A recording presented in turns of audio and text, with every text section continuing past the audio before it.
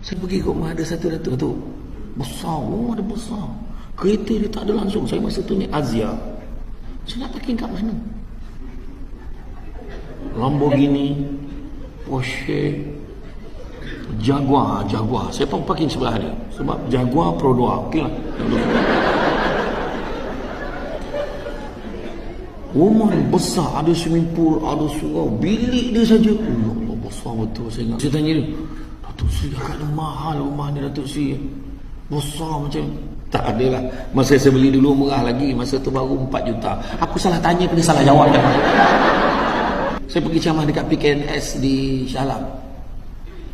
Ustaz, kalau masa tu PKPB, Ustaz, kalau beli rumah ini harganya Ustaz, harga tengah murah Ustaz, berapa? Dalam 1.2, 1.3. Kau hilang akal ke cakap dengan aku? 1.2 juta dia cakap murah. Sebab pada dia harga biasa 6-7 juta.